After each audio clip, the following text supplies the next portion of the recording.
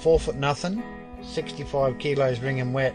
I wish. She operates a 360-ton haul truck with wheels that are like 4 metres high. Anyone can do it. There are people shorter than her who operate as big machinery. It's not how big you are and tough you are. You just got to have, as we say, a little bit of mongrel in you. Welcome to the Beers with a Miner podcast, episode number 21. I am Mad Mumzie. For years now, I've been asked the same questions. How does a little thing like you drive those big trucks? You must be rich. Oh, how do I get a job doing that? Not everyone is cut out to be a miner, but why not?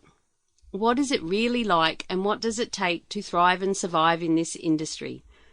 Tune in each episode as I sit down for a relaxed chat, usually over a few beers, with a fellow miner.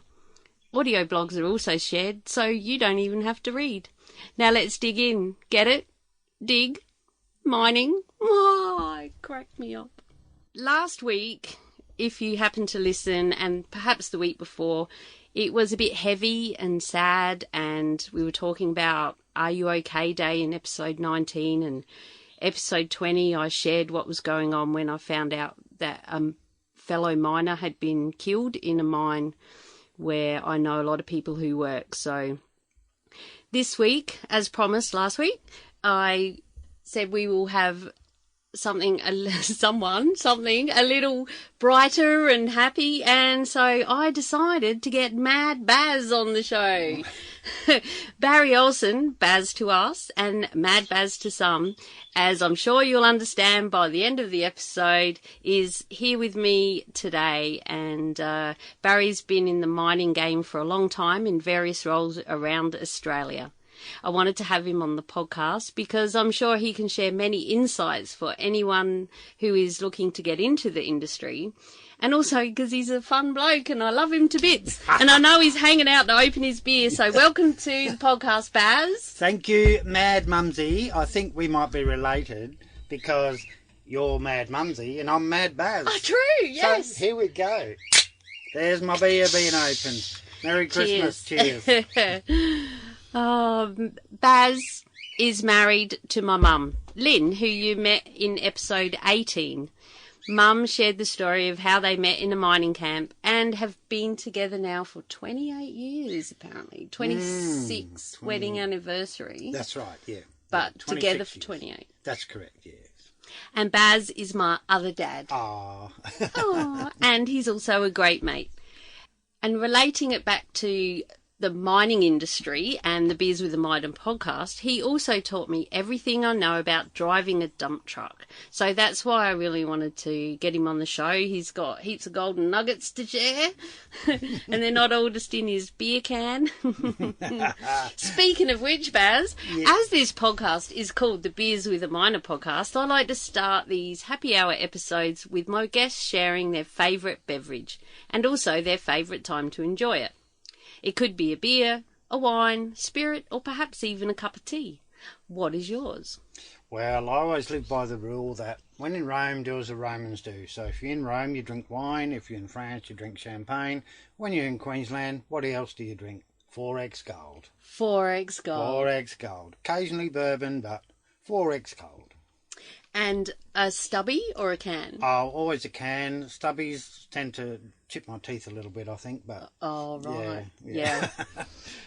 So Mad Mumzie listeners know that is also my favourite beverage. Oh. So it's always handy if I run out. Can I have a beer, Bazz? Yes. Yeah, sure. And then, Always. Yeah, so cheers, Bazz. Cheers. Merry Christmas and happy mining. Happy mining. Merry Christmas, he says. What is it? Don't even talk about Christmas. September. Not far away now. Oh, right. Okay, so let's dig into your mining story. And okay. I don't think I know the answer to a lot of these questions. I know from pretty much when you met Mum. But how did you get your first job in the mining industry, and what was it? And how many decades ago was it? Yeah, okay. Yeah, here we go. Bring it on. It was quite by accident, actually. A friend of a friend came back on break back in 1988. And the roster was 6 weeks on, 1 week off. And she told my then sister-in-law that they were looking for people up in the mine site, and would I be interested in going up and working on that roster. So I thought, yeah, well, I'm not doing too much, getting paid $8 an hour at the moment, so let's give it a bit of a go. What were you doing then? Builder's labourer. Builder? Yeah. Been in the build industry for a long time. My dad and two brothers were both builders. Yeah. And my other brother was a painter, so, yeah, been involved in building since I was 15. That was last century.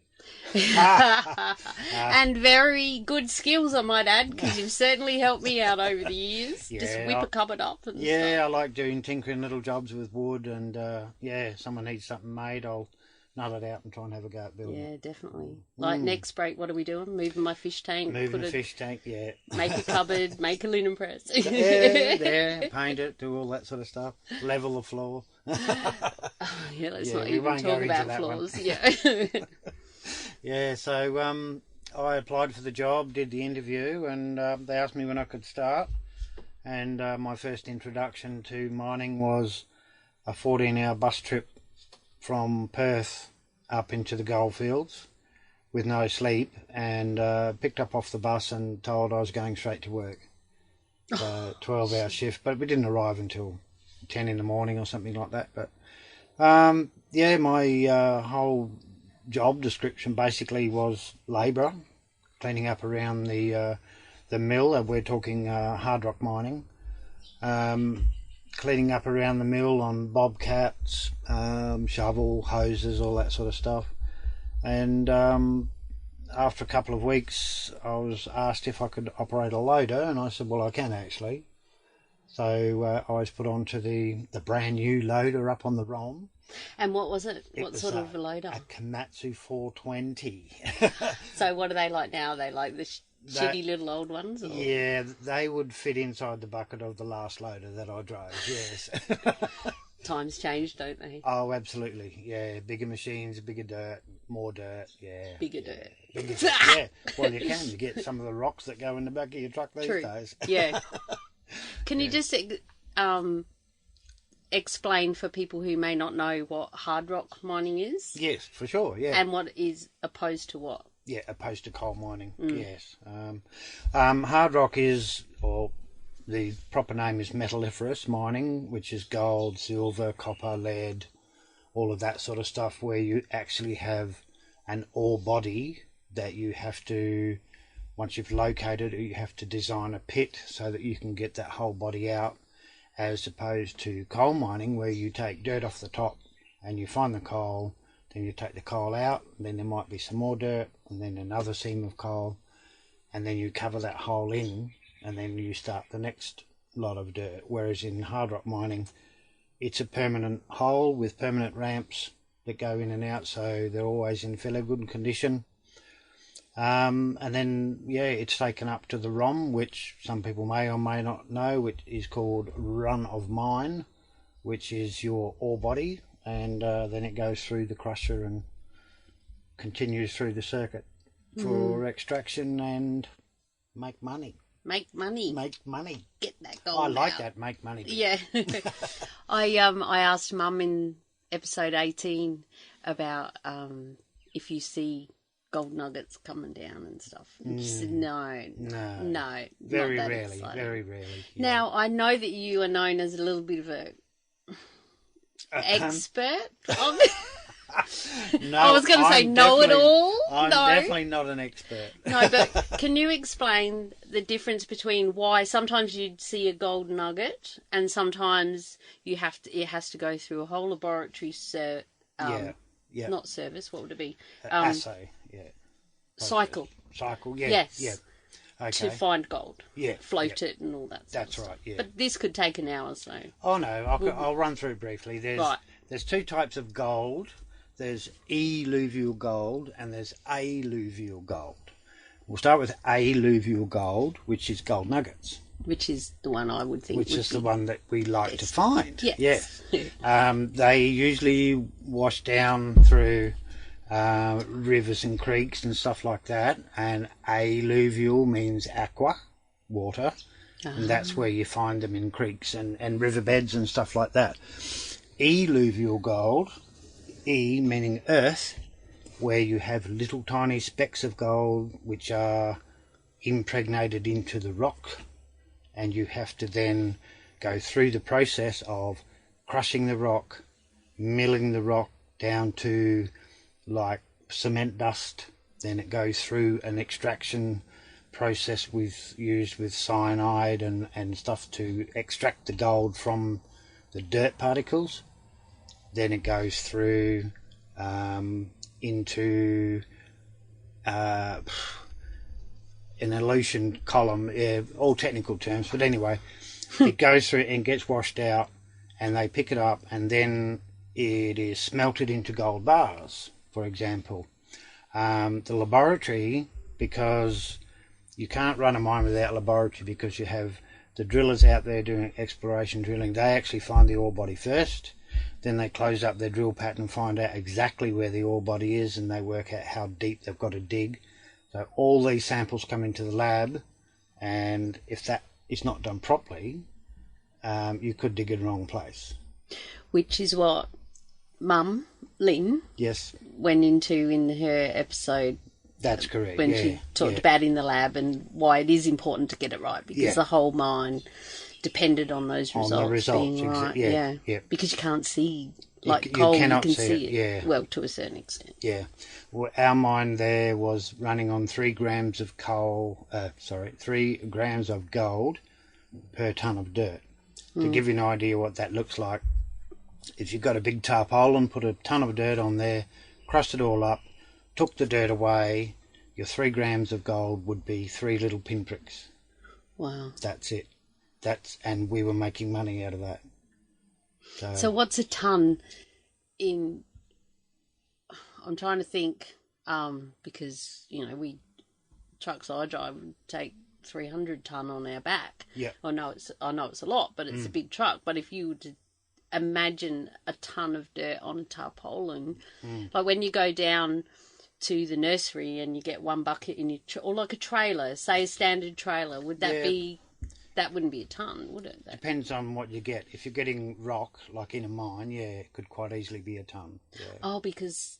Rocks are bigger and heavier. Heavier, yes. I do recall one drive home with a ute and the tray was rubbing on the wheel. The springs are upside down. It was wet. Whatever we got was wet, which added the water. Yeah. Yeah, so okay. It depends on what you get. If you've got rock, it doesn't fill up the truck as much as what a lot of fine dirt does. True, yeah. So fine dirt is always a lot heavier than rock. Yeah. Yeah, so a tonne of dirt, whether it's fine dirt or whether it's rock, is still a tonne of dirt. It's still a tonne. Yeah. Of course it's fucking still a tonne. Cheers, have a drink, Baz. Yeah. Oh, that's just my brain trying to process. So either way you look at it, it's still a shitload of waste rock to get a tiny bit of gold. Yes. Which is what you were saying. That's correct, yeah. But like some mines, another mine I worked in where the high-grade gold was 18 grams per tonne. Right, so what, 7 pinpricks? 18 pinpricks. Oh, 18. 18 pinpricks, yeah. But when you look at, as you say, you've got 300 tonne of dirt on the back of your truck, and each one of them's got 18 grams of gold in it. That's 5,400 grams, which is a lot. That's where and you will have a truckload of dirt going up to the crusher on the ROM.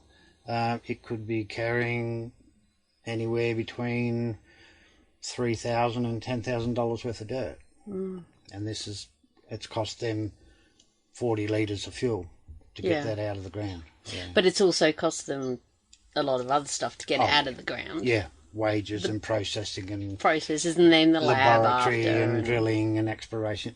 Absolutely, fuel, all that sort of stuff. Yeah. So that's why they used to send us a notification, how's your day going? Yes. If you got that on the little computer in your truck, it meant, and you'd have a look, it meant, fuck, I've gone the wrong way. You've for gone sure. The wrong way. You're taking a truckload of gold to the dump, or the other way around. Or the other way around. You're taking the shit to the crusher. Crusher? Sometimes, in gold, yeah. isn't it? Crusher. Yeah. Sometimes that's not so bad, especially if you've got a high grade, because it helps to water it down a little bit so that the recovery plant can process that amount of gold. Yeah. So you did the... Sorry, back to the story. This is how we roll. We kind of digress, and God knows what'll come out, Baz. Oh, no. Oh, who knows? Might have to stop for a minute. I need another drink. How's yours going? Good. I'm going to go get one. I'll keep it running because I find if I pause it, I might fuck it up. Yeah. And that's just a battery saving thing, so that's all good. Do you want another one while I'm up? Yeah, please. Don't And you won't know what I'm saying while you're gone anyway. I will, because my editor will tell me. Oh my God, I'm leaving it on. Oh, no. Oh, quick, I'm going to run as well. You're not. No, I'm scared now. So this Mad Mumzie, she's a cracker, hey. She's really good at her job, and she's a really good miner. And I'm not just bragging because I taught her how to drive a truck. But when she came down to where I was working, she was a bit broken in her life, had taken a left-hand turn at a right-hand corner. And I suggested she come out and get a job in the mine. And she said, yeah, but only if you train me. So I've tried. She's almost outdone me. She's driving machinery that I don't drive. She's driving graders and stuff like that. And I'm thinking, yeah, no, I don't want to get run over by a mad truckie. But anyway, she does a good job. And this podcasting, marvellous. Oh, she's coming back. Righto, I'm coming back. Oh my God. I can only imagine. Thank you. Mum just asked how it's going. I said, oh, she goes, you finished already? I said, no, we need another beer. And I told her, I said, oh, he's going to talk, but my editor will sort that out. Oh, that's hilarious. So, back to your story. Are you comfy? Yeah, Do you want good. pillows or something? Yeah, Because you want to hurt Can your I back. put my head on your lap? You can if you want, but we might not pick up the microphone. That's a better angle for your back. That's yeah, because we're going to be here for a while, Baz. I'd Settle say in. so. Yeah, we've only just got third beer out of a carton, so we'll be right. God, I haven't even heard a joke yet. Oh, just whenever you feel I know. You just do in the general conversation. That's right, yeah. So we were in your story, and I'm not quite sure how far in we were. Your first job? Yes. Labouring, cleaning up around the place. That's correct, yeah. And then we were in the same mine. That's where I met your mum. And because she was the lab supervisor, and I went over one day to the laboratory and asked if anybody would like to learn how to operate a D1. And is there such a thing, a D1? There is, a digging one, yes. And everyone thought it was like a dozer or something like that. Oh, that's what I thought. Yeah, I know we have D11s. Yeah, D11s. I believe there's a D13 available now. But fun. Yeah, so... and your mum was like, oh, yeah, I'll do that. So I took her over to the crusher and gave her a shovel. And she said, what's this? I said, it's a D1. A digging one. So, oh, my God. Yeah, Baz. so... Anyway. And you haven't stopped giving us shit ever since. No, I keep on reminding her of that. Yeah. But, yeah, so the mine was there, and we actually changed management 3 times, as in owners of the mine. So we left and came back and left and came back. And through the various times that we returned, my second stint was actually in the laboratory. And Lynn trained me up on everything from drying out samples right through the whole process of crushing and wet lab and acids and all that sort of stuff, right through to assay and get results and send them to management, and then they know where to dig. And then the third time we went back, I was... Hang on, I'm sorry, I have to interrupt.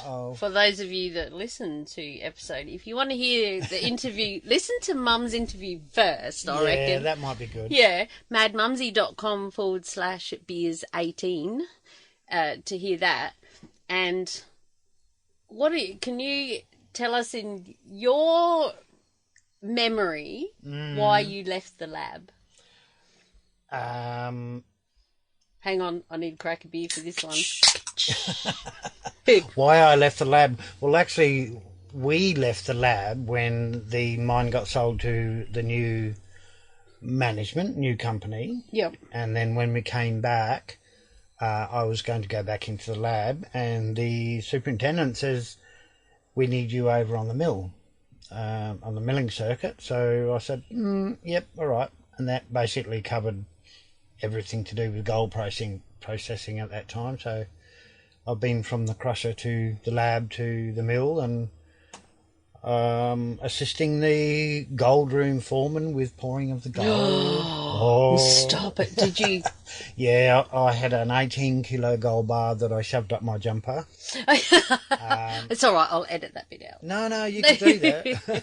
If you did. I've even got it on video, but I couldn't get out of the gold room because it was locked and I didn't have the key to get out. So you stuffed it up your jumper. Yeah. Right. I thought you were making it funny. No. So, security, was it pretty full on? It would have to be. Yeah.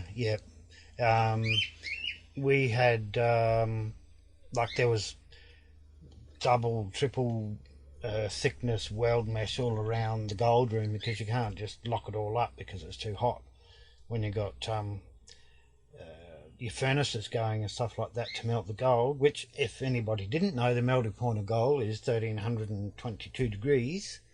And I told you he knows shit. How many? 1322. Or 1332, I think it might be. But, so you need to get it that hot before you can pour it into your mould. So it gets quite warm in there, and you're wearing a heat-proof asbestos apron and a visor and big asbestos gloves, and we're talking like 500 kilometres north of Kalgoorlie, out there on the edge of the Simpson Desert. Which is in the Western Australia for anyone overseas. Yes. And it's freaking hot. Yeah. I haven't experienced it, thank God. I don't Google, plan to. You should Google where it is, you'll see. Yeah. And, we had 3 days in a row where it was 52 degrees Celsius, which is 134 degrees Fahrenheit. 3 days in a row. Lucky I was on night shift for the first two, and the next one was my pyjama day, where we have a sleep and then we go to work the next day.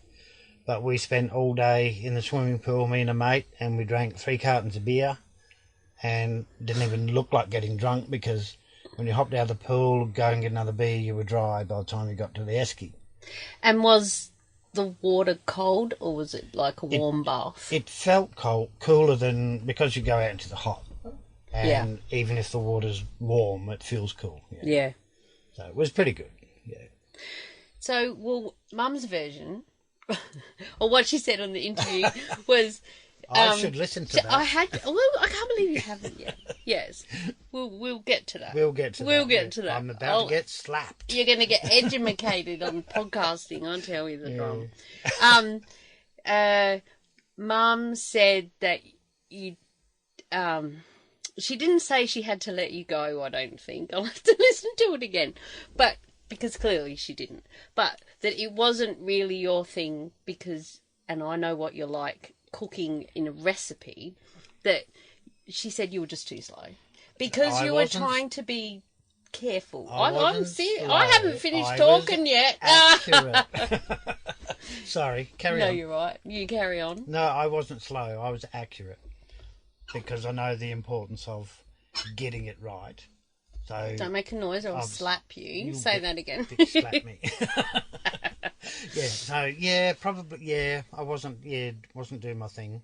Because I guess from what Mum was saying, yes, you had to be accurate, but you needed to be a bit faster. You do, yes. Yeah, because you have X amount of samples that you had to get out, because if you don't get the samples out, you could have a digger parked up waiting for results so they know where to dig.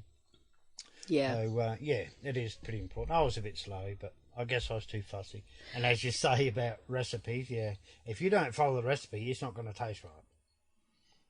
And pregnant pause there, because last night we had a belated Father's Day, because that's what you do when you work in mining. We were both away working on Father's Day. We had I text you, I think, and then I gave you a ring, but I got Mum to message me and say you were awake.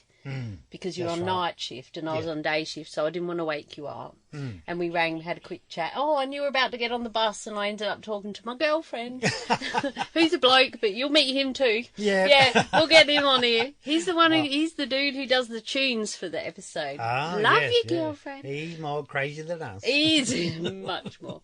So we had a quick chat, but last night we had an actual sit down dinner, and I bought you a couple of cookbooks. The best cookbooks. Wow. They're excellent. They are. They're like 400 pages in each book. Wow, they are big, aren't they? Yeah. One cook's Bible, and I thought, I'll have to read that. Yeah. Yeah, and the other one on entertaining, and that covers all your on soups and entrees and blah, blah, blah. And then she says to me, everybody, I expect tea of one of these recipes out of the book, but don't tell her I told you that. Every week. Oh, you didn't tell me that. Every break, one meal. Oh, yeah. So it's good because you never used to, like, you were a meat and 3 veg man, that was it. You used to come over for tea and Mum would say, Barry won't eat that. Or we'd go out for dinner, I don't know if there's anything here. Or lunch, more likely. Yeah, lunch. There's nothing Barry would like here. So you'd go and buy KFC and come to our fancy restaurant and eat it. Yeah, that's right, yeah. But I'm progressing. In a big way. Lynn had an operation. Getting old. Older. I'm maturing. That's what I was trying to say. People tell me to act my age, but I just say, I don't know how to act because I've never been this age before. And what a great way to be. Yeah, so that's why we love you so much. You just do what you do. You do, and just be mad. Mad Mumzie and Mad Bazz. Holy crap, I hadn't even thought of that before. There you go. See, we are related. We are. We'd have to be. Does your mad mean making a difference, like mine does, apparently? It just means mad. Goddamn crazy. Yeah. Oh, dear. So you left... But you left and came back, so you were now in the mill. Yes. And that's where Dione started working. That's correct. Our hard hat mentor. Hard hat mentor, yes. Yep. She actually started in the laboratory as well. And she came over to the mill, and I trained her up on the operating of the mill. We can't go into all the silly stories, because no one would believe them probably anyway, some of the crap that used to go on. But anyway. Times have changed a lot. They have. There's a lot more safety. There's a lot more security in your job. There's, I'd go back there and do the same job if I was fit. My mate and I, we held the record for getting from the top floor of the mill tower, which is like the wash plant on a coal mine. We had the record from the top floor, which was the 4th floor, down the stairs to ground level in 17 seconds down the stairs. So did you have 3-point contact all the way? We had 4-point contact all the way. 2 hands sliding down the rail and your butt cheek on each one? No, 2 feet on the edge of the stairs, because it's like an angle. And just like, whee, like a roller coaster. Slide down, run 4 steps to the next one, slide down. Yep, 17 seconds. Yep. Legendary status. Do you reckon someone's probably beaten it? Yeah, they did, but I think it was about 3.5 months later when they let him out of hospital. So because he fell down at the bottom. He didn't make the first turn. So he didn't beat it then. He was disqualified. Well, yeah, but he made the first leg in about 3 seconds. Gosh. Fun times, different times. So what happened after that? Well, when we left there, we came to Queensland. This was my first trip to Queensland back then in 1988 was the first trip. And then on the 3rd time that we left was when Lynn and I actually got married in Adelaide. In Adelaide. In Adelaide. Beautiful place. Made me wear Adelaide. Made me wear those pink dresses. Yeah, oh, you should see Mad Mumzie in a pink dress. My God. If I could put a photo on this, I would. Oh, well, I was going to for Mum's. I'll have another look if I can. That's the good thing now. If you've got old photos and you think, oh, God, what do you scan it and that? Just take a photo of it on your phone and then you can upload it. That's right. Yeah. Exactly right. Yeah, but I don't know, really, that Mad Mumzie people need to see a photo of that. But it was pretty hot pink. Oh, it was real hot pink. It was like, you could light a cigarette off it. Probably could have. Yeah. I bet we looked pretty awesome smoking in our hot pink dresses. Smoking hot, yeah. Oh, you hadn't thought of that that before. Yeah. Oh, dear. Yeah, so, then we came to Queensland and I got back into building for a little while and had a bit Was that good to get back into that? It was, yeah.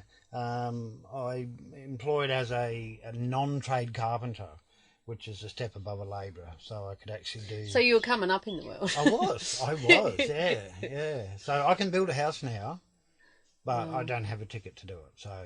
Yeah. Well, who needs tickets? Yeah, I can get a owner builder, that's about all. Owner builder? Yeah. Right, so when I rebuild the river house... Yeah, I can do that for you. Sweet. Yeah. You'll have to leave work, though, because I need it straight away. Oh, well, if you're getting your kit home, that's easy. That's up and ready to go in 6 weeks. Yeah. But, yeah, it's 20 grand. That's what it'll cost you for me to build it. Oh, he's given me a quote already. Yeah. Righto. Yeah. I've got it in writing now. Oh, the microphone is more... Don't write that down. No, I don't have to, because it's recorded. Oh, but it's and not I've a got legal document unless it's CCTV signed. going on, because this is videoed as well, Oh, yeah, I know. Not even. No, it's not. No way, not the way. Oh, Yeah. Oh, God. Yeah. So you were building there, and then when did you end up back in mining? Well, on and off, really. Went back to Western Australia looking for mining work, and your sister and her boyfriend were in Mount Isa. The Isa? The Isa, yes. Which is in Queensland. In the northwest Queensland, yes, Mount Isa.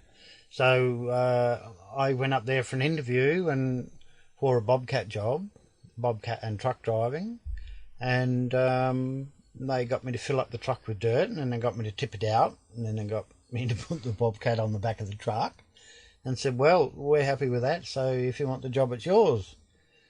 And he assumed that I was flying back to Perth to get everything organised, and I said, why would I go back to Perth? I'm here. When do I start? So I started on Monday. That was on the Saturday I had the interview. Started on Monday, and then Lynn came up a couple of weeks later, and the van and the car and everything came up. And you didn't make her drive all the way there? No, she flew. She flew. Oh, this is why we love you, Baz. You're awesome, looking after my mama. Yes, Cheers on that. and the car and the caravan came up on transport. So. Oh, that's right. So you flew as well? I was already there. Yeah. Oh, you didn't? Yeah, right. Yeah, I flew up for the interview, right. and then stayed for the job. And stayed and just said, get your ass Yeah, here. yeah, pretty much. Yeah, make it happen. Yes. I'm working. That's right. So, that was sort of around Mount Isa Mine and a couple of other little jobs around town. But then we moved to Charters Towers, which is where I actually got back into mining, into gold mining. With a lot of people that I worked with in the mine in Western Australia, where I met Lynn, and they came over and we had a big sort of reunion, and everybody got working in there, and I worked at a couple of different mines, and after a couple of years we travelled, as we like to do, and then ended back over in Western Australia. 13 trips across the Nullarbor we've done. Oh, wow. Yeah, driving trips, not flying trips. Yeah, you can't count flying over. No. So, we just for those that don't know, the Nullarbor is... Oh, tell us about the Nullarbor. How many kilometres of absolute freaking nothing is it? There's 400 kilometres of nothing, but there's 90 kilometres of dead straight road. No corners, nothing, and... Not one veer, bend, Nothing. That's it, isn't it? That 90k. Yeah. Yeah. I think the guy who was putting the white lines on the road was having a few beers because they swerved a little bit, but the bitumen kept going straight. He was bored. He goes, Yeah. this will give them something to laugh at on the way over. Might have swerved to miss an emu or a camel, maybe. Probably. Yeah. Yeah. Any pigs out that way? No, too cold for pigs. Oh, Yeah. emus? Emus, camels, yep. A few donkeys, wombats. Any sheep? Probably, because it is sheep country through there. Yeah. But, yeah, boring. Boring. Kangaroos, obviously. Oh, yeah, more kangaroos than you can poke a stick at, yeah. Yeah. And what about, what I find quite fascinating is the big, massive birds that then come and eat the roadkill, like big eagles. Wedge-tailed eagles. Oh, you got to watch them because they guard it and they're like, you're not getting near, I don't want it, mate. It stinks. Why would I want to eat that? Yeah, and when you're driving in, you think, is it going to fly away? Is it not? Yeah. Occasionally, they're a bit slow taking off, and you hear of cars and trucks who have a wedge-tailed eagle go in through the window, through the windscreen. And, that's a wedgie and a half. That's a wedgie. Like that. I beat Bazz. I beat Bazz to that punchline. Oh my God, that's awesome. Oh, yeah, but so we went across there, and I worked in the all famous super pit in Kalgoorlie, which used to be the biggest open cut mine in the southern hemisphere. And used to be, it's not anymore. No, there's bigger ones apparently. Oh, right. Yeah, so but only in size, not so much in depth. It's going down to 900 metres in depth. So it's a long way down. It's a big mine, yeah. And they keep resuming bits of the town? Yeah, they extend the pit. They do a cutback, and they had to buy, I think it was 20-something businesses in one area of town so that they could expand the pit. But they got good money for it. So. Do they relocate them somewhere else, or they just sell out? Like if the council says, or Main Roads might even take my river. Well, they won't take the river house over my dead body. Yeah. No, they won't. But I might be 1 inch away from the new super duper highway, but I'm planning I'll be dead by then. Yeah, that's right. Yeah. No, thanks for that. Yeah, you'll be dead. Mate, I'm just saying it won't happen for a long time. Yeah. No, they can reclaim land, and the government can say you're moving out. With mining or any other industry that wants to take a bit of land, then they've got to pay the right price. It's a business, isn't it? It's not the government. Exactly. There's a difference. Yeah, and then the people just they can afford to relocate themselves then, so... you'd go to the other side of town, wouldn't you? Oh, very much. Like, not just the next bit. Yeah. Or you could sell out again. Maybe some of them have done that. Yeah. How many... Google it. Buy the one next door. How many businesses have sold to So who owned it? Kalgoorlie Consolidated Gold Mines. KCGM. KCGM, that's right. And I'll shut up. Keep going on your story. One guy did actually move to the other side of town. He was one of the probably 2 or 3 houses within that small industrial area.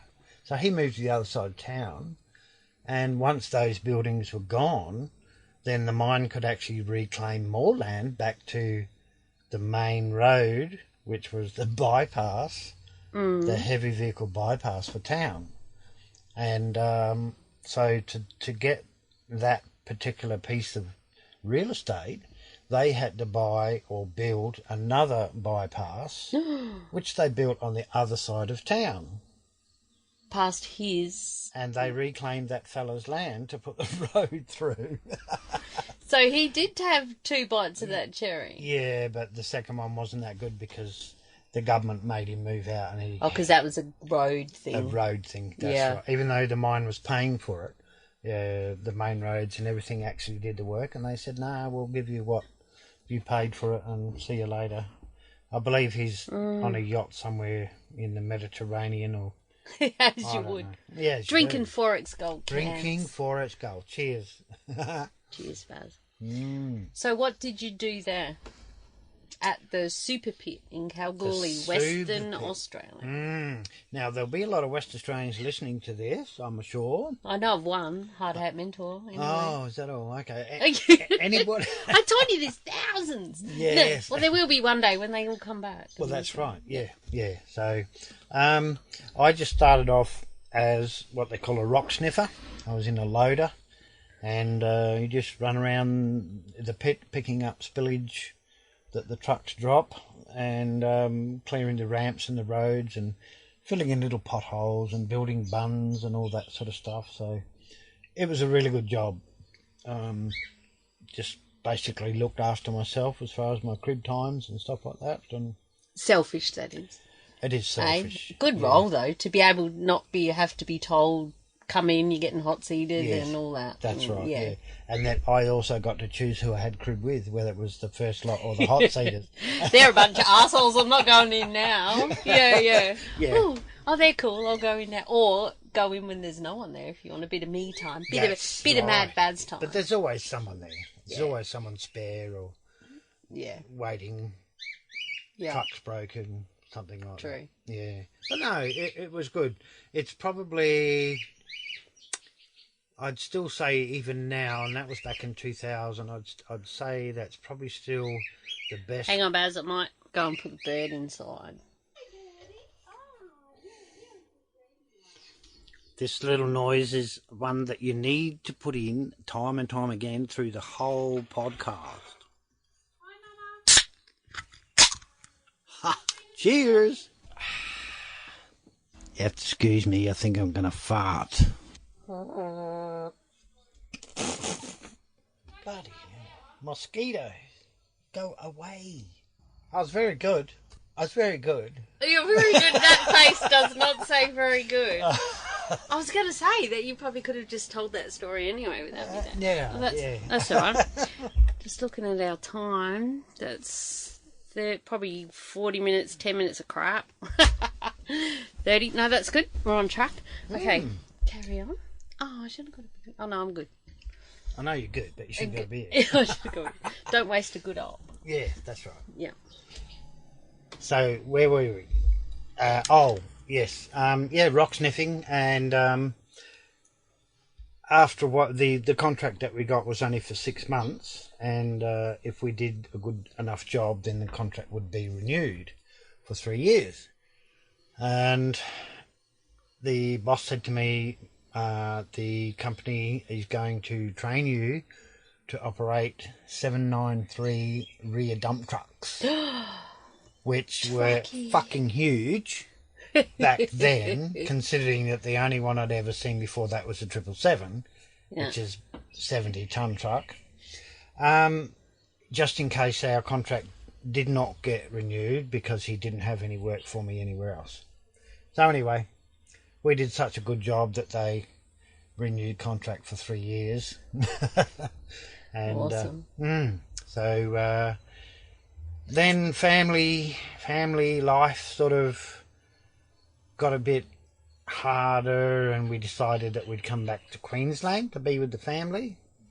And yes, we had a good catch up for 6 months or so, and then we went down to New South Wales to work in a mine down there. And this was your introduction to mining down in New South Wales.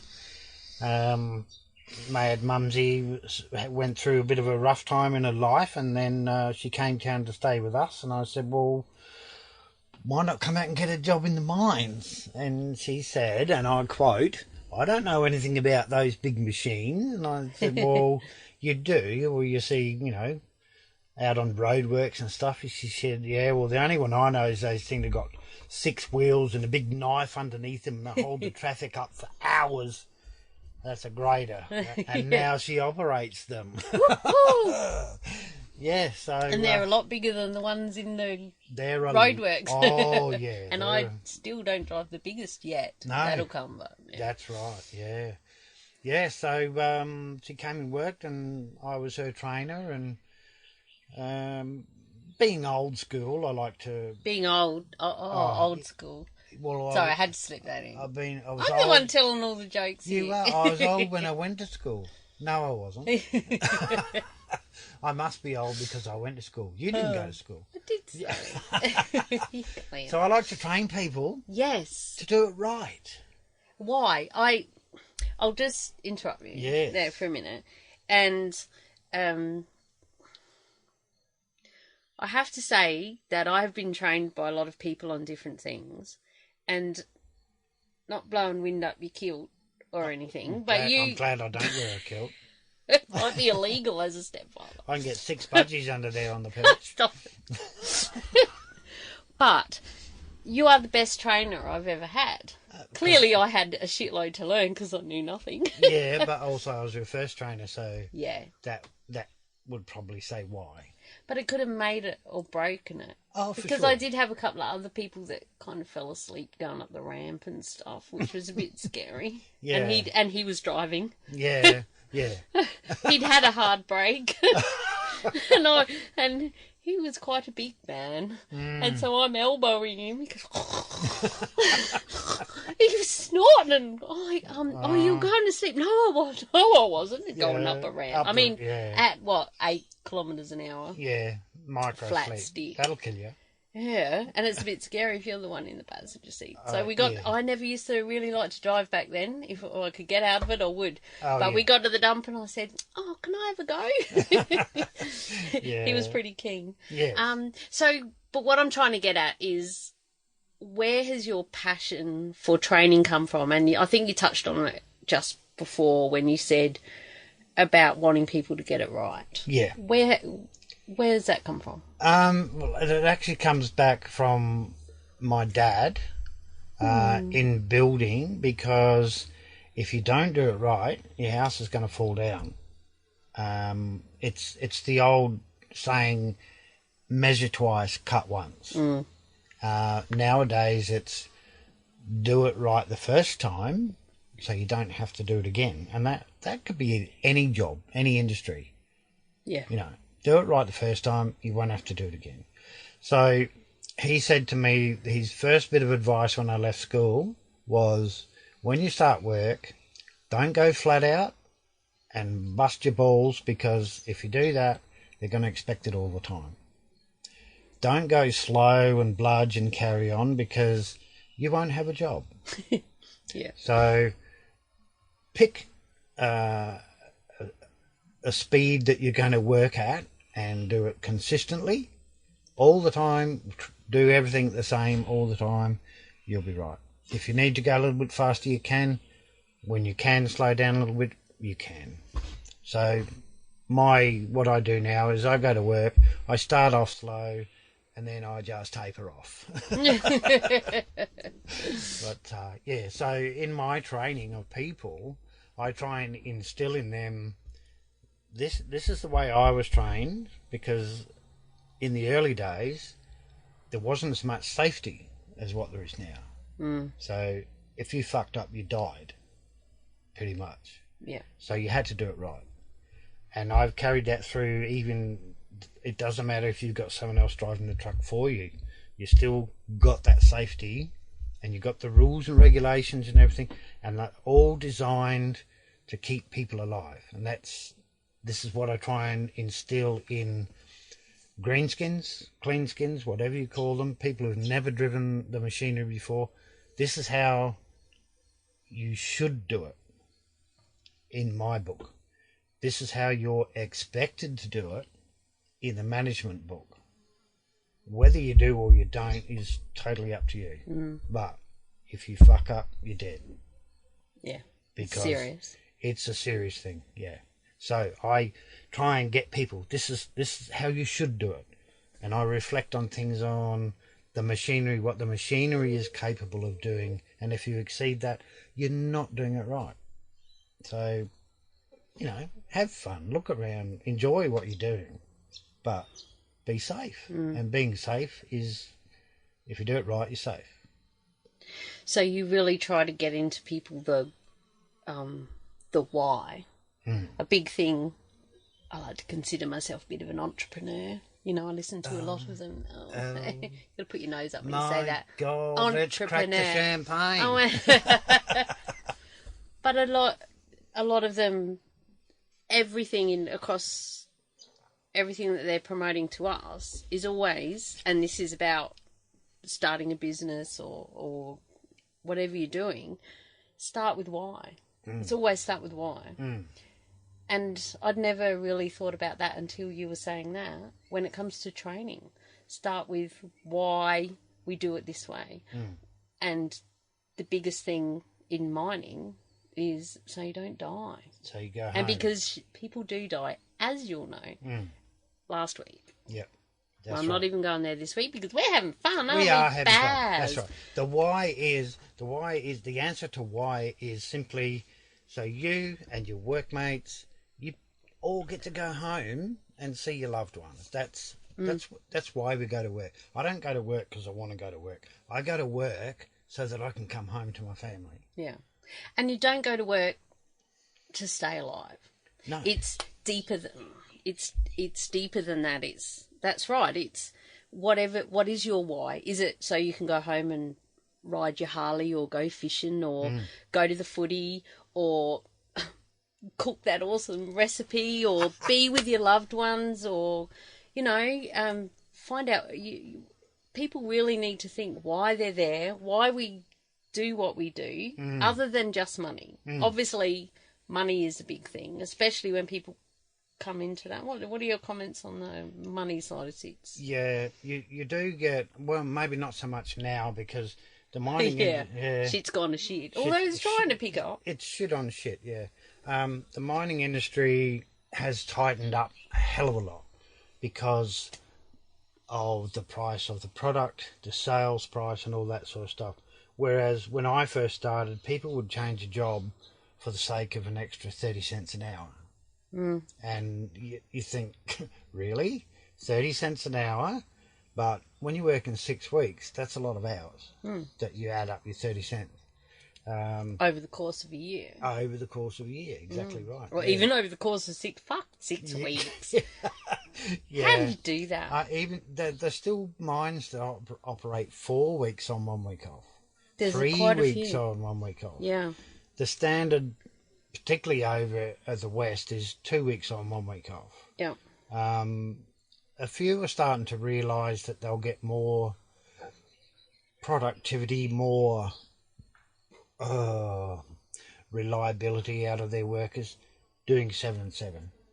Which is week on, week off. Week on, week off, yep. Everybody gets a turn. One fly in here. Yeah. Fucking pissing me off. So let's try and get him. If he can go out.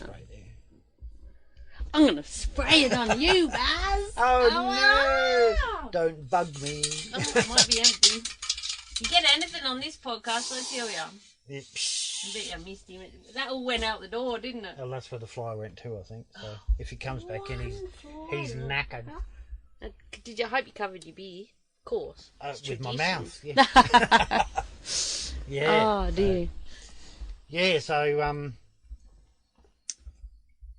times have changed. Yes, the mining company pays good money, but the reason they have to is because they've got to compensate you for being away from home.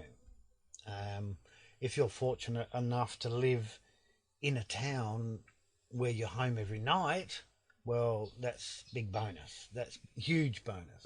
It's also a choice, isn't it?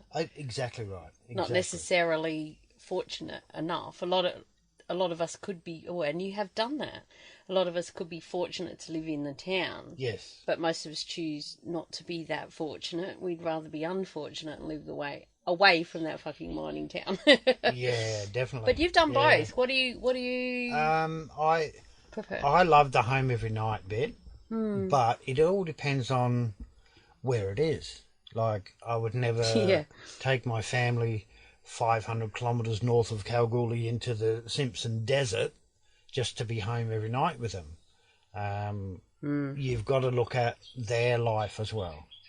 The kids need school, the partner needs friends and shopping and coffee you know, and to have a life. Which and internet access. Internet which is a big thing these days. at the moment, yeah, for sure. Yeah.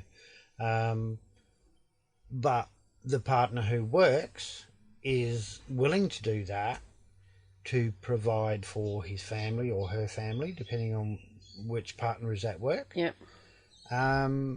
So that when the time comes when you've had enough, you've got pretty much everything you need. You've got your nice house and your nice car, and your partner's still got their life. The kids have got their life.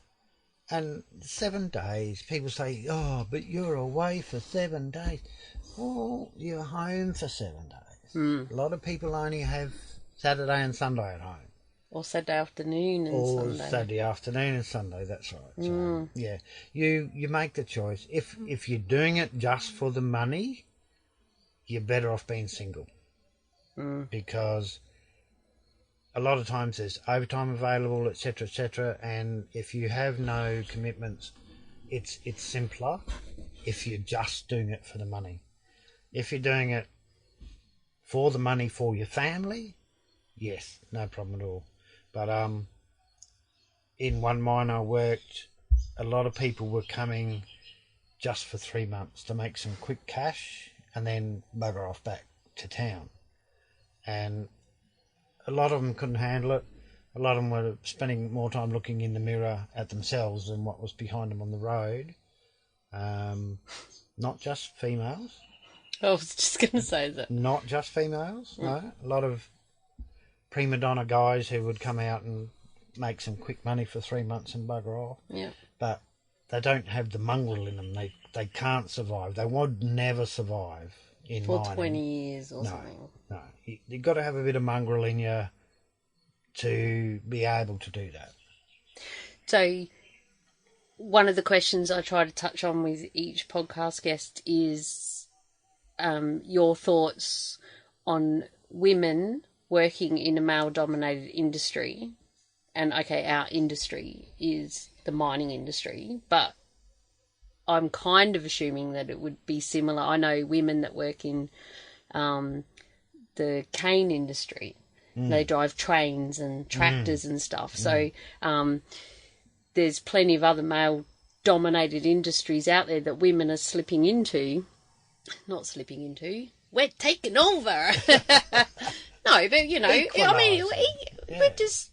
People can do what you want to do. Doesn't matter if you're a woman or man. Choice. Exactly. A lot of people, last thing they'd ever want to do is that. They'd rather just work in a dress shop. Yes. And good for them. And exactly. Yeah. That's not what this is about. What I'm trying to ask you, I guess, is you've been in this industry for a long time and you've worked with a lot of women, and like you had to help me come through when I'd only ever worked in a pet shop. And I can't even remember what else I used to do. Your secretary. Fish deliveries. I was a fisho, fresh fish. Yeah, I have always been a bit of a tomboy, and at parties and stuff, the blokes were more interesting than some of the conversations going on with the women. But it was more the lifestyle I had when growing up, racing motorbikes and all that, I thought, at the time. But you've worked with a lot of women and seen a lot come and go. So, any tips, thoughts? Whatever. Well, when you came to New South Wales to live with us, because of your past, and I knew that you were a bit tomboyish, you loved to get out there and do, you know, motorbikes and baseball, softball, all that sort of stuff, and thought, you've got a bit of mongrel in you. Got a bit of mongrel in me. You've got a bit of mongrel in you. So that's why I said to you, why don't you come and have a go at this mining gig? And they were hiring a lot of people at that time, weren't they? Oh, for sure. It was good timing, lucky. It was good timing, yeah. The angels were looking after me. Yeah. Oh, yeah. You have lots of angels. I sure do. Yeah. We all do, yeah. I believe so. Yes, I've worked... Well, back in 88, there was, I think out of 120 people on site, there was probably a dozen females. On the whole site? On the whole site, yes. Out of that dozen, there was probably one truckie, a couple of survey assistants and an apprentice shop firer. And the rest were laboratory or office or kitchen hands or domestics, that sort of stuff. Cleaners. Yeah. Domestics. Oh, sorry. Ooh, domestics. Because domestics also do receive kitchen. That. Yeah. Roger 10-4. Copy that over. Yes. Yeah. And we don't say Roger 10-4 or Big Buddy in mining. No. Have you ever heard that? No. Or over. I hear over occasionally, but they're people that don't know that we don't say over. Yeah. Oh, I was at this one mine at Bandcamp, and there's this guy that comes, I think he's in survey, and or emergency response, and gets out in the emergency vehicle, have a look around, see where everything is, calls up to come on a circuit and says, over. And we don't say that. You don't have to say that. It's crowded enough as it is. As soon as you take your finger off the button, you're over, right? That's it. You're over it. Yeah. But people take the piss out of him, and he probably doesn't even know it. Like, someone please tell them, don't say that. Yeah. Or they're straight out of university. But engineers. That is also, that is actually radio protocol for, like, SES and that. So that's where it comes from. And then because they've been trained in fire brigade or ambulance or rescue, then they go to the mines, that's still ingrained in their radio procedure. So, but soon they get out of it. Yeah. Well, I've never done it, but I've heard other wags, clowns, have answered, you're clear to come into circuit 24, over. Roger 10-4 over, copy that. Yeah, you get all of that. Yeah. And then there's other circumstances of, we'll get back to whatever subject we were just talking about, but I have to bring this up, is you get so ingrained on one way of speaking on the two-way. Yes, and maybe this, old mate, like you say, the ERT thing. Recently I heard one mine don't allow you to say copy. That's right, yeah. And how I say that all the time. Copy that, copy truck, this, that, you know. Copy that, yeah. And it's a carton if you say copy. Yeah. So you'd soon learn not to say copy. It becomes part of everyday life, speaking like swear words now. It's just part of the language. So you say to me, do you want a beer? And I say, yeah, copy that. But yeah, exactly. It's part of. And when I first got into it, I thought it was so new and exciting. Copy this, and we had a really big house down in New South Wales. Yeah. And I kind of had my own wing. It felt like it was the biggest house I'd ever lived in. And we were running around, and the guys at work thought we were insane because they'd been in mining way too long. But I was so fresh and new at it, and I was in bedroom 3, so I was copy truck 3 because we didn't know where we were. Copy truck 3, and then copy whatever the number of our supervisor was, and I was 47. Doing it at home as well now, but now I don't want to think about it. Yeah. You do go to put your delay in at roadworks and stuff, though, but on the way home. So anyway, back. I used to drive my car home from work and try and stop the car with my retarder, which was actually my indicator switch. Yeah, I've actually you need to listen to this podcast. You'll laugh, Baz. You'll love it. I tell you. Mad Mumzie recommends Beers with a Miner podcast. Yeah. But that has come up a couple of times. Yeah, definitely. Yeah. Women. Women. You can't do without them. Can't live with them. Can't live without them. But it doesn't matter. Like you're saying about dress shops. I mean, that might have been a step up from McDonald's, or wherever, you know. So or out of school. That might have been their goal, their achievement at the time. As far as women in mining go, I believe there should be more women in mining, not in the office, not that doesn't safety. They're not kind miners. Of does. Yeah. Well, yeah. Yeah, what's a real miner? Yeah. That's another whole episode. There's an episode, Baz. You've got to listen. I know. That's another episode. That was episode number... 5 maybe. I'll have to edit that in.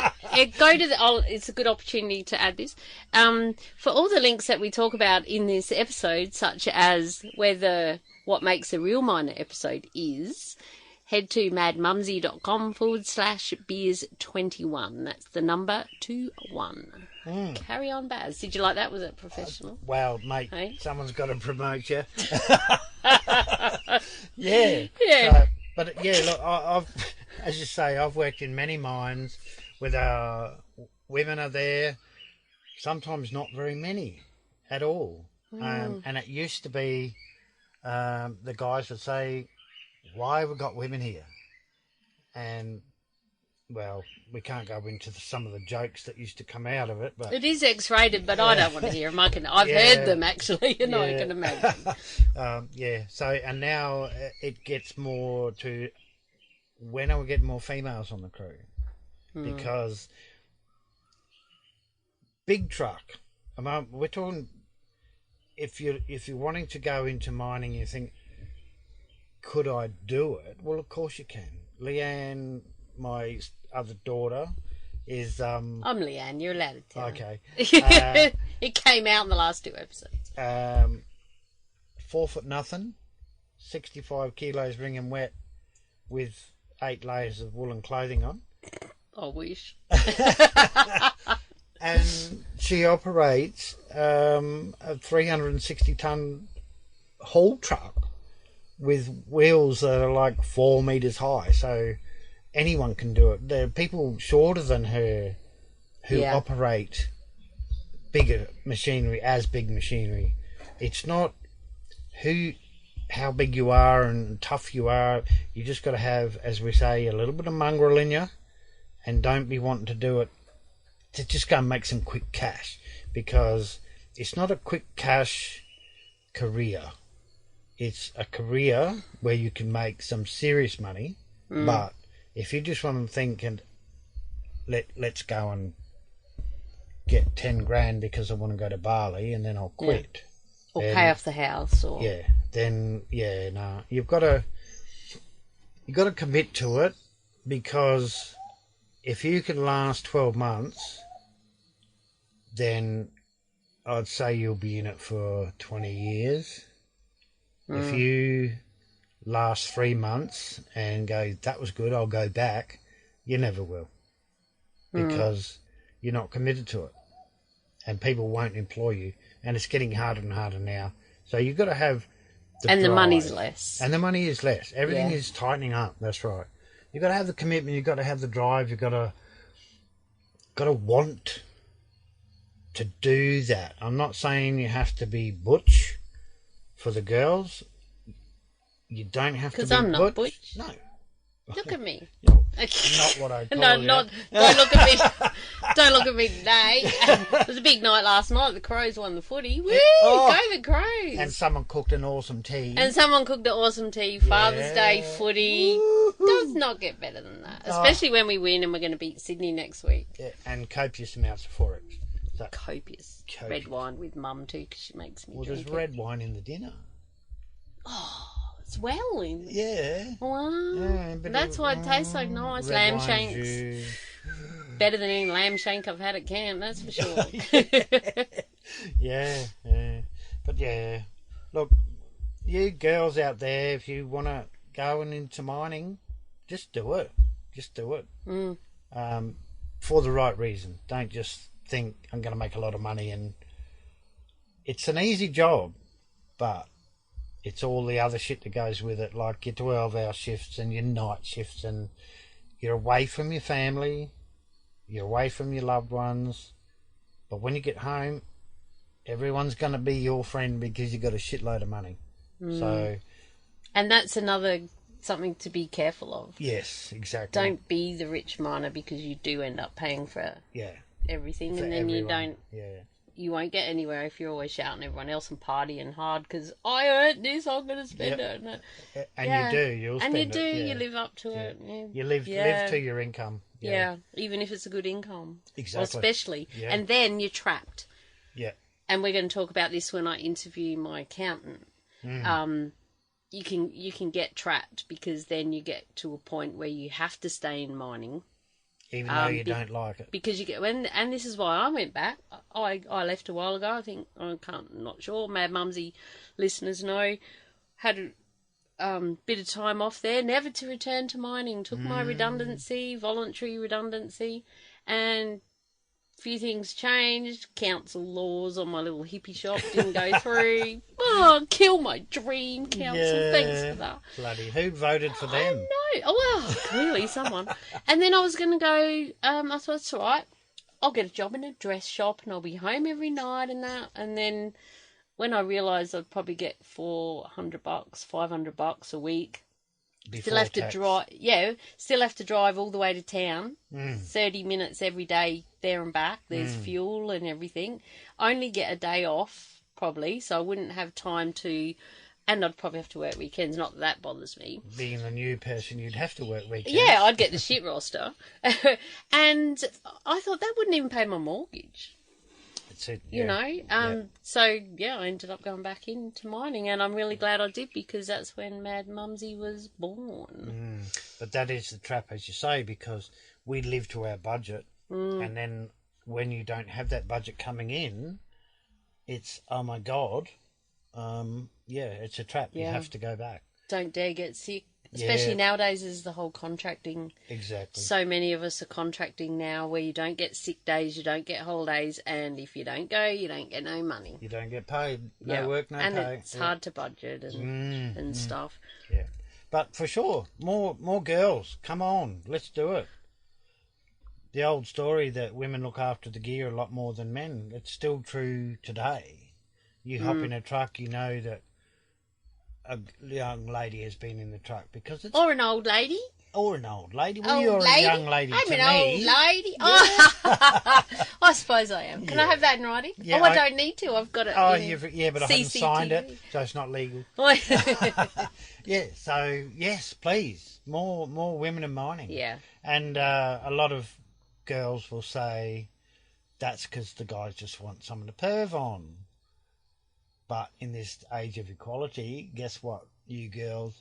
There's a lot of nice young fellas out there that you can perv on. And old fellas. And old fellas. Oh, like you old silver fox, you. Us old fellas are too smart for that shit. But that is something, like, you and Mum have been together for 28 years. Yeah. And I know that, and I've seen it plenty of times out there and stuff, it's hard. And I've been the one who's worked with the blokes, and we're family. And then when you meet their family, say at a barbecue in town or a social club, do at the golf club or whatever, they kind of look at you strange, or you pick up the energy. And I can understand that on both sides, because if you're the one at home, woman or man, if you're the one at home, you don't know what's going on at camp, and you know that they talk about this one and that one and that one when they come home. Yeah. But it's just because that's who you work with. Exactly. Could be Joe Blow at the water cooler in the office. Yes. You're going to talk about them. Yeah. And then when you meet, and then, trust is a big thing. And, In Western Australia, 85% of divorces are mining-related people. So... But that's a lot to do with the roster. I mean, the person... And the rosters are getting a little better. They're getting better, yeah.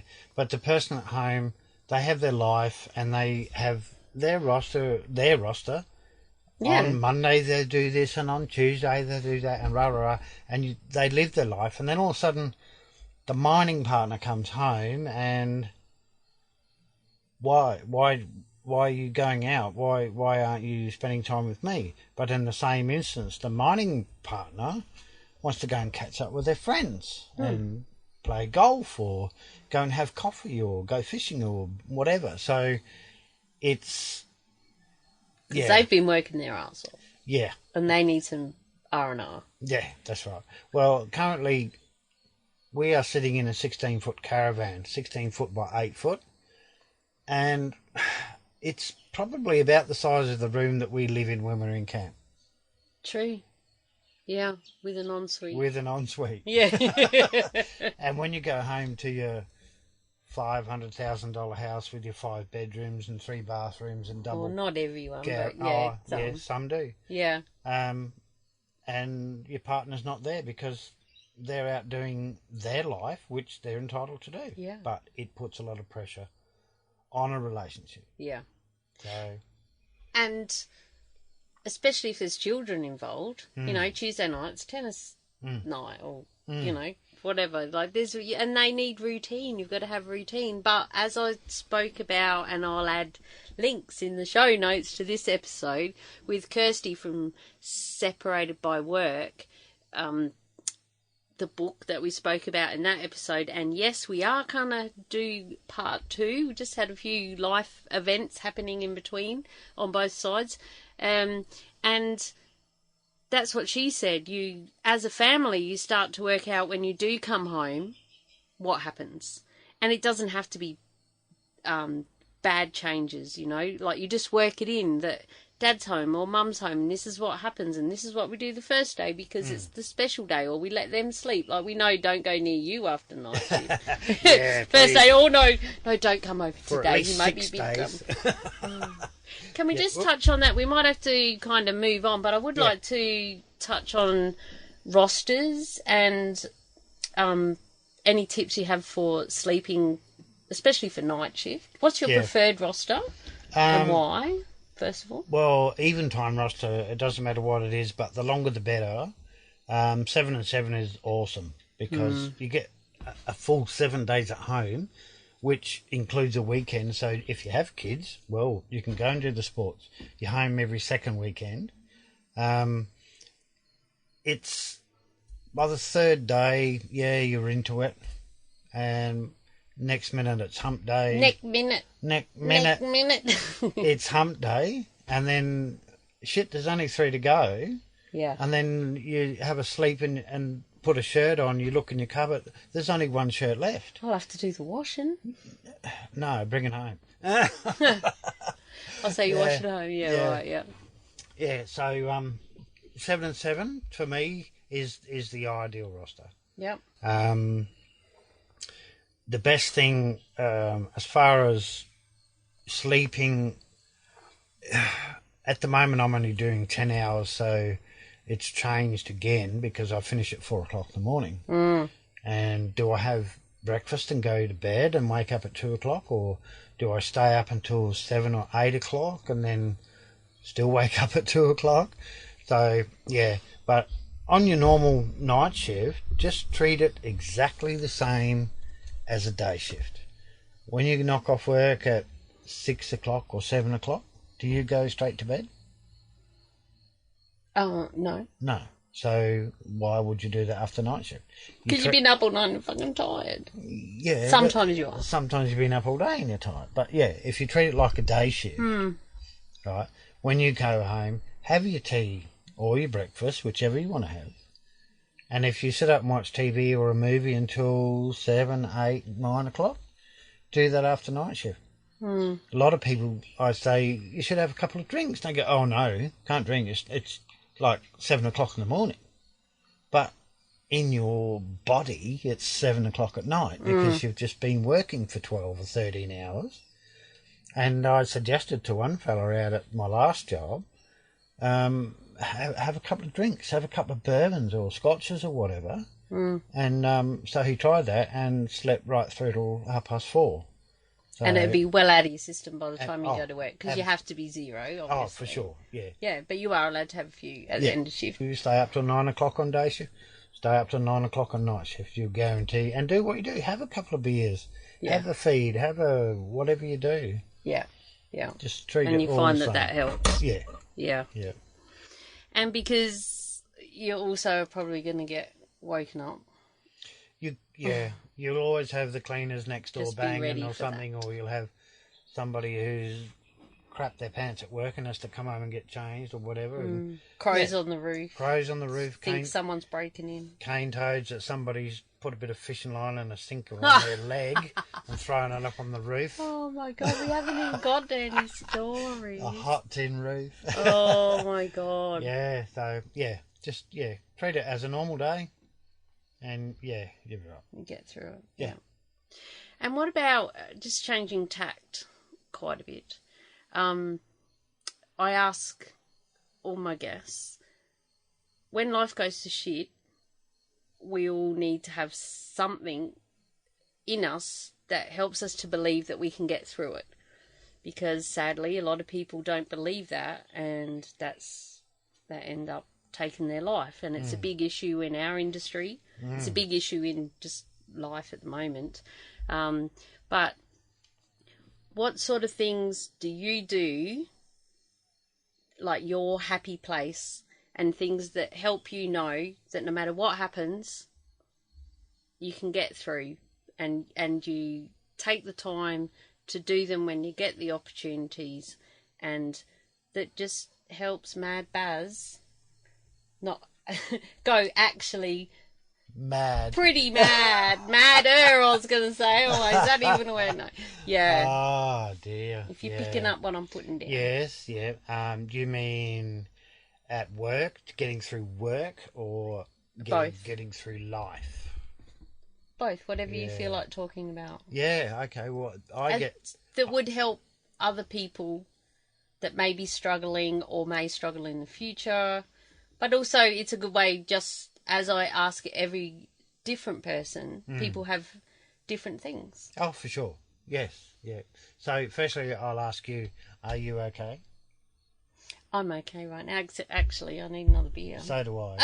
But this is what will help you through. If you ask yourself first, are you okay? And if you come up with, I've had this, I've had enough, it's believe in yourself that what you are doing is not just for yourself, it's for so many other people. I read a quote the other day that said, when you die, the pain does not end. It just transfers to someone else. So if anybody is sort of really in a bad place, they aren't alone. They aren't by themselves. I personally have been diagnosed with depression, and I'm coping with that. I'm dealing with it. I have medical help, but I have a really fantastic, close-knit core people called family, and we all get on and we all talk and do shit together. This is what it's about. I had an opportunity to go into a mining house in a job where I am now, rather than being a camp. Instead of being in a 16-foot by 8-foot room, a whole 3-bedroom house. And wow. Excellent. Happy days. Yeah. The only problem was the other two guys were on opposite crew. So when I was at work, they were on break. So I was by myself. And there was no one. There was no one to talk to. So much TV you can watch. In a camp, even though you might not be talking to people, you hear them, because after day shift, they're always out there having a beer and carrying on and stuff. And so I went to my supervisor and I asked them, could I go back to the camp? Because having depression, being by myself, really wasn't a good thing. Too much time to think. A lot of people say that about truck drivers. They're by themselves in a truck for 12 hours, but at least you hear people. You've got your two-way radio, you've got your wireless, you've got crib times, you can tell people to get out of the way, rah, rah. Yeah. So it's belief, I think, in yourself. Obviously something's triggered you to be in that bad situation where you are, but it's you believe in yourself that you can get through that, and the way to get through that is don't bottle it up. Don't talk to someone. The first person you need to talk to, believe it or not, is your partner, and they need to know what you're going through, and then between the two of you, then you can go and get some professional advice and then they'll take it from there. And then the support people around that is awesome, and you just get through. I'm not right through it, but hey, we're working on it. We're working on it. Oh, we need a hug now. Wow. I love you. I love you too. Oh. And are you okay now? I am okay. I'm not really okay, but I'm okay. I'm getting there. Yeah, a couple of my friends have the same problem, and I need to talk to them more because I need to know where they are, and maybe I can help them. Maybe they can help me. Yeah, that's right. And that's exactly what we spoke about with the CEO of Are You OK? In episode 19, madmumzie.com/beers19. So that was awesome. Thank you for sharing that. That's okay. I wasn't expecting that. But when I come home with my family, then we do shit together. We do shit together. Yeah. And, I occasionally, I'm not a big fisherman. Everyone thinks you live in Queensland, you buy a boat, you go fishing, catch barramundi on a Great Barrier Reef. But that doesn't happen. I go fishing maybe 2-3 times a year. I always have to call into the fish and chip shop on the way home because I never catch anything. But now you got a new cookbook, you can buy fresh fish and cook it for us. Yes, yeah. Because, see, I always believed that something my father told me as well was it's not about catching fish, it's about going fishing. It's about just being there, relaxing, even if you don't even bait your hook, whatever. It's about going and doing something that you want to do. So. And it's an opportunity where you sit down and shoot the breeze and you just might have a chat with someone. Yeah. It's the ideal time because there's no distractions. And, yeah, me and my dad, we used to have a lot of talks. Yeah. I used to go fishing with him. But he always used to say to me, 2 things you'd never, ever take fishing, kids and dogs. Because you never know where they are and they always want to go home. Oh, yeah. Oh, dear. So, what else do you do? So you don't really go fishing as your escape? No. And I know you haven't got a bike, a Harley. No, you used to have little bikes. I never had a Harley. I would never buy a Harley. They're overpriced, overrated, I think. But... each to their own. Each to their own, exactly. That's right. And so what is your own? What is your thing that you do like? I still love to make things out of timber, whether it's furniture or shelves or something or other like that. But when I go out, wherever I go, I have always got my camera with me. Because... Lynn being an artist, always looking for subject matter, and that could be a palm tree, a leaf, a flower, a bee, a rock, a wave, a yacht, a cloud, whatever, anything. And I find that the more photos I take and the more that I look at them, I'm by no means a professional, but I am not fanatical, but I don't do Photoshop or any of that. I believe in myself. I've done a couple of weddings in the early days. Digital was awesome. Imagine doing a wedding with film. And then you don't know whether you got the right photo. Oh, do you want to get married again? Yeah. Well, I've done one wedding and absolutely shit myself. And I don't mind saying I did the whole lot on auto. Yeah. I mean, I still got some great photos. Yeah, for sure. And they knew I wasn't a professional. But I know that you're anti-auto, and I also photoshopped out the corrugated iron under the trees and all of that. And you're Photoshop, so old school, proper freaking photographer. Yeah, not like me. Like, I'm a photographer. Don't put it up on my website. Photo, take 2, because if the first one didn't work, the second one probably will. Yeah.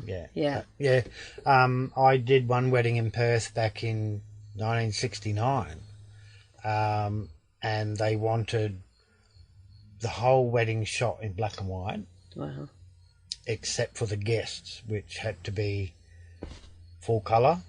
And I shot, I think it was 9 36 exposure film, and gave them to the bride before I left, and they got them developed, brought them round to me and said, there's no photos of the guests. Yeah, I'd taken 40-odd shots without putting the film in the camera. Oh, no, I was waiting for a joke or something. Well, that's not really a joke. No, that was, So, no photos of the guests at all. So. That's a hashtag fail. That's a hashtag fail. So you did another, was that the first one or the second one? That was the first one, yeah. And you did another one? I did another one, Is that why did you choose to do a second? To get it right. Yeah, I knew you were going to say that. Yeah. To get it right. God, that would have fucked killed you me. over big time. Yeah. And I only did it for a favour because I was actually a taxi driver in Perth at the time. I supplied the taxi for the wedding and didn't charge them or anything like that. I got a free feed and a few drinks and took some photos. Yeah. So they could. It's not like you charged $5,000 and did they have a professional photographer as well? Absolutely. Right. Yeah. So you're like a secondary. I got all the candid shots. Yeah. Which to me that's the real wedding. Yeah, that's what I was looking for. Yeah. People, the photographer will say, right, are we ready, everybody? Over there. And everybody looks at the camera and they're all stiff and starch and they've got that fake smile and then as soon as they go, they all relax and go, oh yeah, that's when I take my photo. Yeah. Because that's the true feeling. That's what it's all about. Yeah. But I have some of my photos on a website in America. It was Fine Art America, but it's if anyone wants to have a look at a bit of my photos, there's everything on there. There's a bit of mining, there's boating, there's flowers, there's fish, there's animals. Old cars, black and white. Those photos. Yeah. But it's just barry-olsen.pixels.com. And the website is actually good. I don't know if Lynn mentioned hers or not, but she didn't because we've got our own rockin' now. Yeah. But on that website, prints are available, but they're not just photos.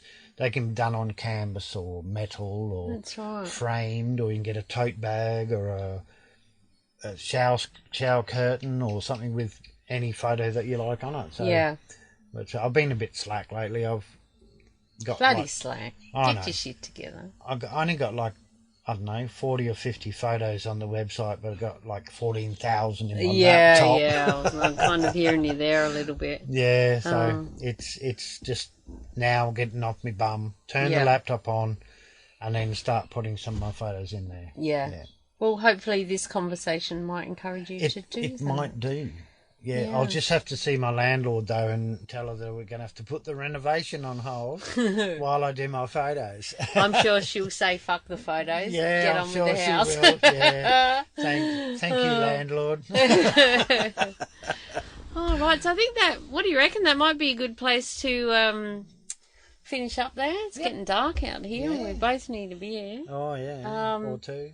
With Mum, if you wanted to see Mum's art, it would be linolsen.com/prints, and that then goes to Fine Arts America page, I'm pretty sure. I'll ask the web developer. Yeah.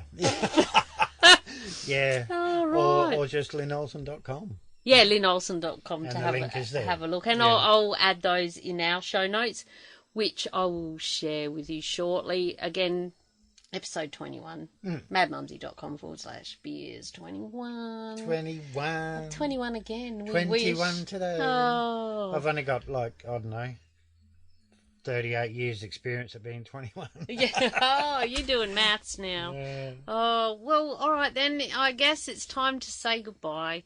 We could chat all day, and I know we have been known to. And you have to cook tea. Oh, no. Again. I hope the servo's open. We're having fish and chips tonight. Oh, no. Get out there and get your rod out. Go fishing. All the links we discussed in this episode are at madmumzie.com/beers21. That's Mad Mumzie with a Z or a Z, depending where you're from, and the number 21. Every now and again I spell it out because some people have asked if it's got a Y on the end or not, so it's MADMUMZIE. I would love you to please leave a rating and review on iTunes so more people can hear about the Beers with a Minor podcast. What's that? You're not an iTunes fan? Oh, that's all right. Just search for Beers with a Minor in your favourite podcast app and you will never miss an episode. Of course, please share with your mates. Thank you so much for listening. I really do appreciate you. Until next week, stay safe, be real, be special, and have fun, for we only live once. Cheers. Psst. Hit me up on Twitter, @MadMumzie. See you there.